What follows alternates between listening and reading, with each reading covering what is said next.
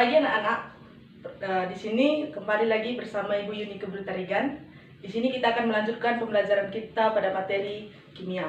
Nah, sebelum kita melanjutkan pembelajaran kita pada pagi hari ini, alangkah lebih baiknya kita berdoa terlebih dahulu menurut agama dan kepercayaan kita masing-masing. Untuk ketua kelas silahkan memimpin doanya terlebih dahulu.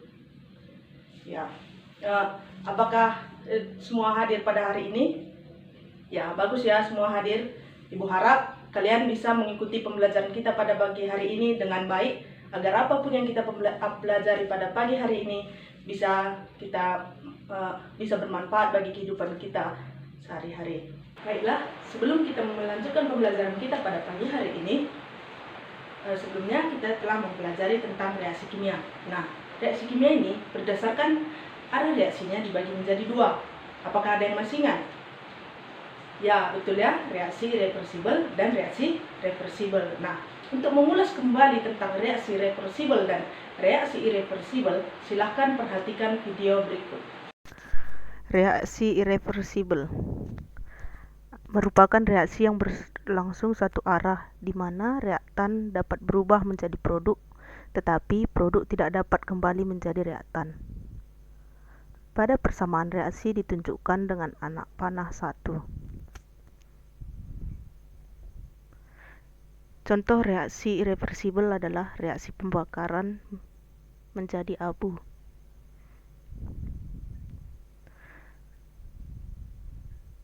Reaktan adalah bahan bakar dan oksigen, sedangkan produk adalah karbon dioksida dan air.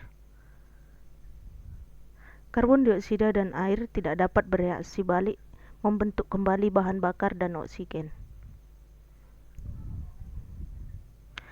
Sedangkan reaksi reversibel adalah reaksi yang berlangsung dua arah, di mana produk dapat bereaksi balik membentuk kembali reaktan. Pada persamaan reaksi ditunjukkan dengan anak panah 2.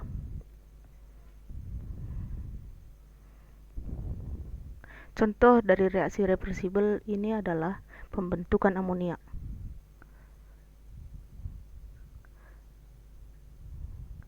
Apabila produk NH3 semakin bertambah, maka pada saat yang bersamaan NH3 akan mengurai kembali menjadi N2 dan H2. Untuk membahas lebih lanjut tentang reaksi reversibel atau reaksi bolak-balik tersebut, kita akan mempelajarinya dalam materi kita yang baru atau dalam bab kita yang baru, yaitu tentang kesetimbangan kimia. Untuk mempelajari tentang kesetimbangan kimia dan bagaimana suatu kesetimbangan kimia itu dapat tercapai, silahkan perhatikan video berikut. Apa itu kesetimbangan kimia?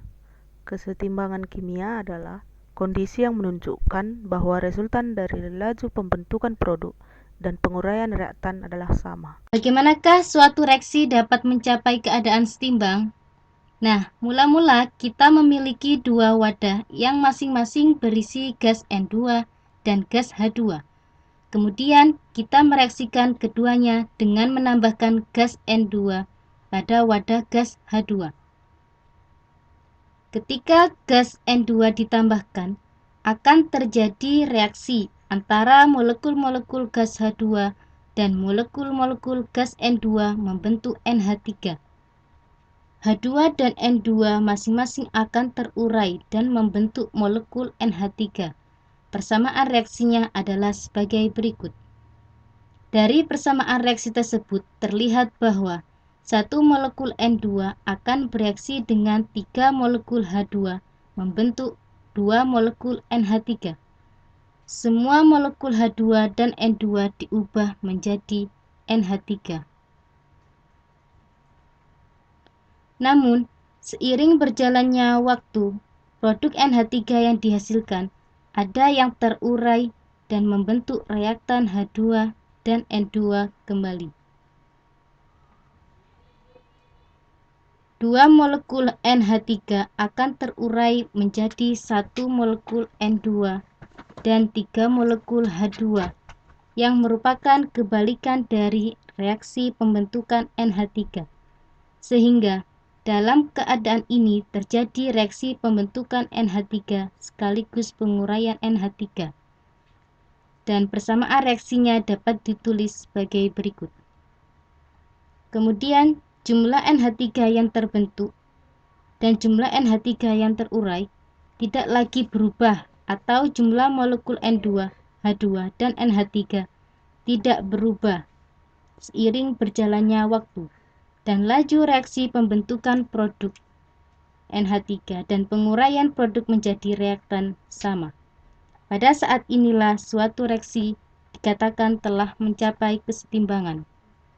Jadi, pada kesetimbangan kimia, laju reaksi pembentukan produk sama dengan laju reaksi penguraian produk, dan konsentrasi reaktan dan produk tidak mengalami perubahan seiring berjalannya waktu. Ternyata reaksi kesetimbangan itu juga mempunyai syarat. Jadi ada 3 syarat di sini. Yang pertama itu adalah reaksinya bolak-balik, sistemnya tertutup, dan sifatnya dinamis. Kita akan lihat satu-satu. Nah, ini untuk yang reaksinya itu dapat balik. Seperti yang saya bilang tadi, ada tanda panah 2 arah di sini yang menunjukkan bahwa reaksinya itu dapat balik. Jadi penguraian reaktan dan pembentukan produknya itu dapat balik gitu. Nah, ini ada 2 contoh reaksi. Yang pertama adalah reaksi homogen. Reaksi homogen ini maksudnya itu adalah sistem yang terlibat dalam reaksi fasanya itu sama. Jadi seperti ini, N2 fasanya gas, H2 fasanya gas, dan NH3 juga gas gitu. Jadi satu fasa semuanya, satu fasa yaitu fasa gas. Kemudian ada juga reaksi heterogen. Reaksi heterogen ini adalah kebalikan dari reaksi homogen. Jadi sistem yang terlibat di sini itu ada 2 fasa. Jadi ini CaCO3, fasanya itu padat, terurai menjadi CaO yang fasanya padat, dan CO2 fasanya gas. Jadi si CO2 ini berbeda fasa dengan CaO dan CaCO3. Jadi ini disebut dengan reaksi heterogen. Kemudian syarat kedua tadi adalah sistem tertutup. Apa maksudnya sistem tertutup?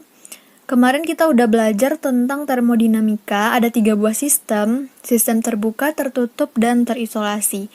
Namun, dalam kesetimbangan ini, sistem tertutup yang kita bahas itu bukan sistem tertutup yang ada pada termodinamika. Jadi maksudnya sistem tertutup di sini adalah sistem reaksi di mana zat-zat yang bereaksi dan hasil reaksi tidak akan meninggalkan sistem. Jadi boleh sistemnya itu terbuka menurut termodinamika yang kita pelajari gitu. Asal si reaktan dan produknya itu tetap dalam sistem gitu. Nah, ini contohnya. Reaksi antara FeCl3 dengan KSCN bisa dilakukan di wadah terbuka gitu. Karena mereka tuh nggak menguap. Jadi tetap bisa dilakukan di wadah terbuka gitu, nggak harus wadah tertutup. Nah, kemudian yang ketiga itu adalah bersifat dinamis. Maksudnya itu apa sih? Jadi, bersifat dinamis itu artinya secara mikroskopis reaksinya berlangsung terus-menerus dalam 2 arah. Yaitu reaksi pembentukan produk sama dengan reaksi penguraian reaktan gitu. Nah, ini kita beri contoh. N2O4 menjadi 2NO2. N2O4 ini adalah suatu gas yang tak berwarna. Kemudian berubah menjadi NO2, yaitu gas yang berwarna coklat. Nah, ini diagramnya, yaitu grafiknya, yaitu laju reaksi versus waktu. Ini ada R1. Jadi R1 ini adalah laju penguraian dari reaktan. Laju penguraian reaktan, kan semakin lama reaktannya itu semakin menurun. Sementara R2 itu adalah laju pembentukan produknya NO2 kan. Nah, jadi awalnya NO2-nya 0, setelah terjadi reaksi bertambah gitu. Dan tibalah di suatu titik di mana kecepatan laju reaksi dari NO2 dan N2O4 itu sama gitu. Inilah yang dinamakan dengan kesetimbangan. Nah, secara makroskopis, kesetimbangan ini tidak ada perubahan. Secara skala makroskopis, reaksi setimbang itu tidak mengalami perubahan gitu. Justru perubahannya itu terlihat ketika reaksi itu belum setimbang gitu. Tapi setelah setimbang, tidak terjadi perubahan apa-apa secara makroskopis. Namun secara mikroskopis dia terjadi reaksi gitu. Dia terjadi reaksi seperti yang dibilang di sini. Oh ya, satu lagi. Kalau dalam fisika, itu kesetimbangannya itu bersifat statik, bukan dinamis. Jadi kalau di fisika itu, misalnya ada kelereng ya dalam mangkuk. Kelereng dalam mangkok, dia itu setimbang ketika dia itu berada di tengah-tengah mangkok. Kapan dia setimbang? Ketika dia setimbang itulah dia itu berhenti. Makanya dalam fisika itu namanya kesetimbangan statis, karena dia itu berhenti. Tapi kalau dalam kimia kita bahasnya mikroskopis, jadi namanya itu kesetimbangan dinamis gitu. Meskipun secara fisik dia itu tidak terlihat, tapi sebenarnya terjadi kesetimbangan di sana gitu, dan itu bisa dibuktikan melalui percobaan. Demikianlah pembelajaran kita pada pagi hari ini. Adapun pembelajaran kita pada pagi hari ini dapat kita simpulkan bahwa kesetimbangan kimia itu adalah di mana laju pembentukan produk dan laju penguraian reaktannya adalah sama.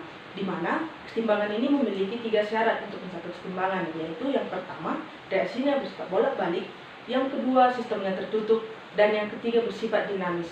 Nah, demikianlah pembelajaran kita pada pagi hari ini. Semoga bermanfaat bagi kita semua. Sekian dan terima kasih. Selamat pagi.